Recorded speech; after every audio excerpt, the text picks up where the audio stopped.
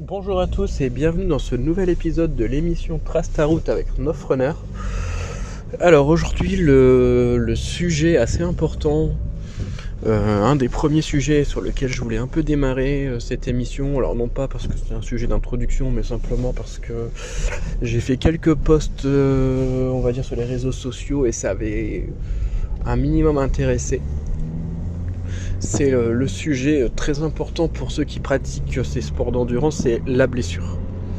Alors pourquoi c'est très important ? Parce que moi j'estime que clairement la blessure ça fait partie du jeu, malheureusement.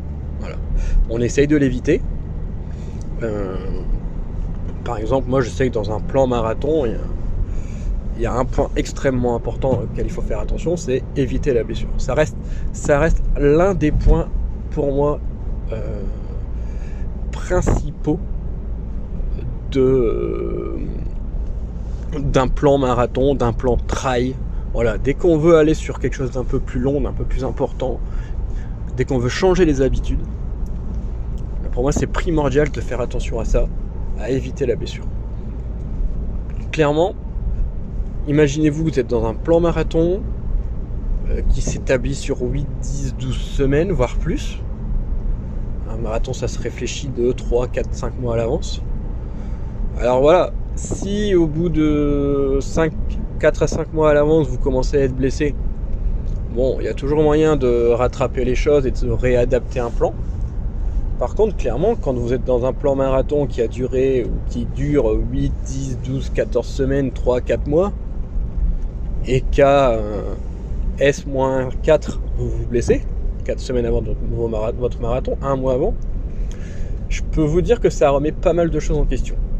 Et c'est vraiment pour cette raison que, voilà, pour moi, le principal c'est d'éviter ça. On évite la blessure, on continue du coup une certaine progression. On continue de pouvoir au moins juste continuer notre entraînement pour l'objectif. Et ce que j'y vois là, c'est vraiment un point important dans le sens où pour moi, il y a des points que j'ai déjà éventuellement partagés avec vous lors des podcasts de présentation, c'est que il faut connaître son corps. Pour évoluer, pour progresser dans ce type de sport, il faut vraiment se connaître. Et en fait, il y a une partie là-dedans qui est partie intégrante, je dirais, au fait de se connaître, c'est de savoir aussi comment on réagit par rapport à la blessure. La blessure, ça peut être la petite blessure passagère, voilà, une douleur au pied, une douleur au genou, une douleur à la cheville. Ça, c'est fort probable, voilà, ça arrive souvent. Il y a des blessures avec lesquelles on court, clairement, hein, je le dis tout le temps. Je suis un des premiers à dire que oui, la course à pied est un sport avec lequel on doit s'habituer à courir avec la douleur. À certains moments, on doit courir avec certaines douleurs. Bien sûr, pas tout le temps. Bien sûr, il ne faut pas accélérer, il ne faut pas insister, mais il faut faire avec. Et les petites blessures, comme je le dis, c'est vraiment là où il faut faire avec. C'est-à-dire que, en fonction de, si vous vous connaissez, et là encore une fois, c'est important de se connaître, il y a des petites blessures avec lesquelles on avance, c'est tout. Jusque-là, rien de grave, on est d'accord. Je vais donner un exemple. Moi, ça m'arrive, je ne vais pas dire souvent, mais ça m'arrive pendant un plan, une préparation marathon ou 10 km, peu importe en fait. Ça m'arrive d'avoir une contracture à la cuisse. C'est des choses que j'ai déjà eues à 1, 2 ou 3 reprises. Eh bien, c'est le genre de blessure, parce que ça reste une blessure, c'est une contracture musculaire. Voilà, ça c'est le nom de la blessure. Eh bien, face à ça, on va réagir différemment. Non pas on va s'arrêter, parce que à la base, quand on dit blessure, on dit on s'arrête. Voilà. Et clairement, on pourrait. Voilà. Blessure, repos. Oui, c'est une chose. Maintenant, c'est pas obligatoire. Avec une contracture musculaire, moi j'ai déjà géré mon entraînement de manière à garder un certain volume nécessaire pour continuer à m'entraîner, qui fait que j'ai continué à m'entraîner, mais j'ai adapté mes séances. Oui, j'ai une contracture musculaire derrière la cuisse. Bon, eh bien, on va adapter. En effet, si ce jour-là, j'ai une séance sur piste de 10 fois 300 mètres, travail VMA, on va éviter. Voilà, surtout si ça tire derrière la cuisse, on va éviter. Par contre, rien ne nous empêche d'aller faire un petit footing de 35-40 minutes en endurance fondamentale.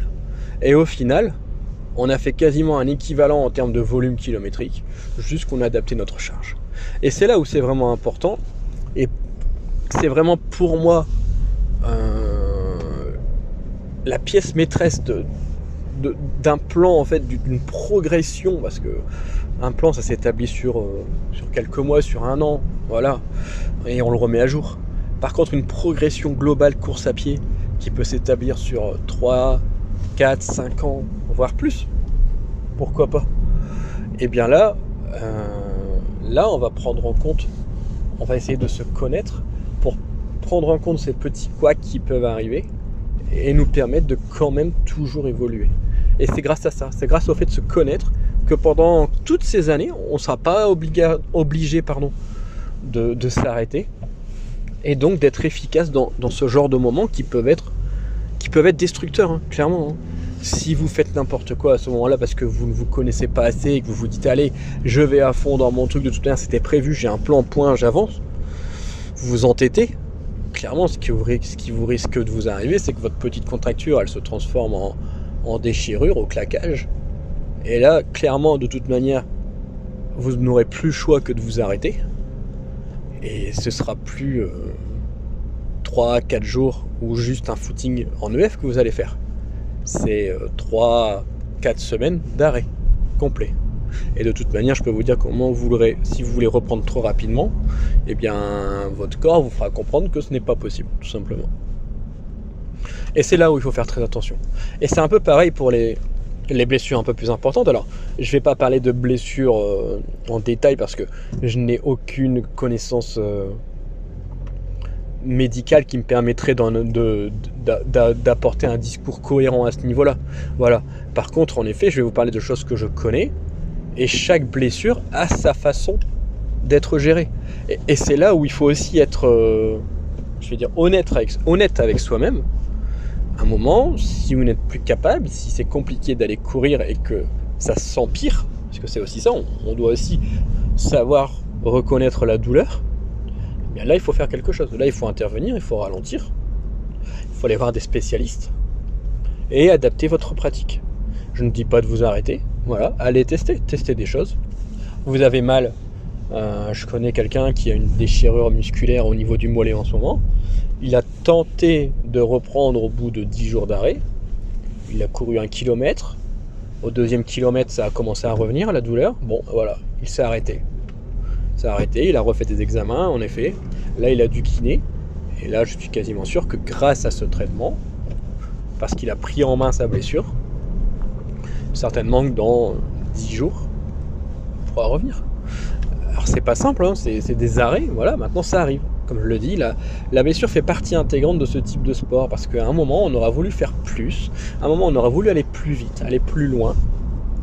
On aura mis une charge beaucoup trop importante par rapport à ce que notre corps est capable d'assimiler.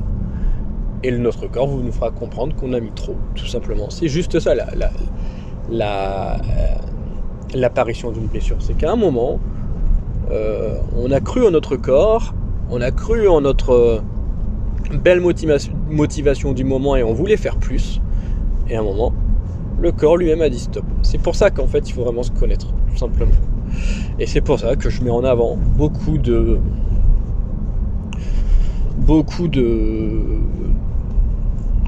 on va dire d'entraînement, d'argumentation basée sur la progressivité. Voilà, tout simplement. Alors dernier petit aparté à ce niveau-là, moi clairement il y a des blessures que je connais bien. Je vais vous parler ici de la périostite. Pour ceux qui font face à une périostite.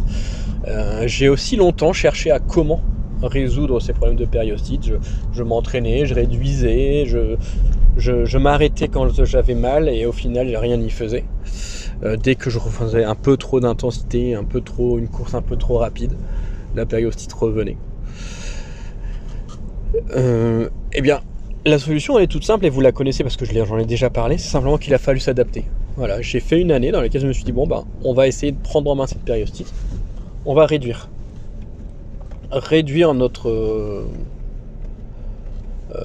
intensité et donc j'ai juste adapté mes entraînements, essayé de réduire mes intensités. Pendant quelques temps, je n'ai quasiment plus fait du tout de grosses intensités. Et j'ai travaillé plutôt sur des revêtements, on va dire, souples. Et au fur et à mesure que je voyais que ma périostite avait tendance à revenir, parce qu'on est quand même assez sensible au niveau de la périostite, j'adaptais. Soit je me rendais compte qu'en effet j'avais été trop vite, donc je réduisais. Je réduisais soit le volume, soit l'intensité. Voilà. J'évitais les séances type 10 x 300, 400 mètres à fond, 30-30, voilà, ça c'était évité. Par contre je faisais d'autres séances, il y a des séances qui fonctionnent bien. Par exemple des séances en côte, alors c'était bien parce que cette année-là j'avais décidé de me tourner vers le trail. Mais il y a des séances par exemple où je faisais des montées descentes dans un terri, je faisais que ça pendant 1 heure, 1 heure et demie, 2 heures. Et en fait le fait de travailler plutôt sur la pointe des pieds pour aller chercher la montée, ça limitait mes impacts au niveau de la périostite, ça limitait mes impacts de talons au sol.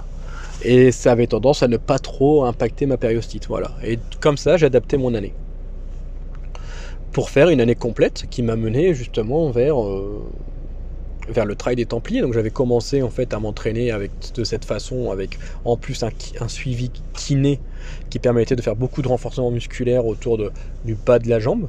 Et tout ça, voilà, toute cette prise en main de mon état périostite a permis vraiment de faire une année complète avec une réussite, on peut pas le dire, parce que j'ai grâce à cette année complète terminé le Grand Trail des Templiers. Voilà, je reste là-dessus, n'hésitez pas à réagir, je pense que il y a pas mal de choses de dites intéressantes. Je vous invite à réagir et surtout n'hésitez pas, en tout cas pendant ce entre-temps, n'hésitez pas à faire du sport. Faites votre sport, faites-vous plaisir. Je vous souhaite à tous une très bonne journée.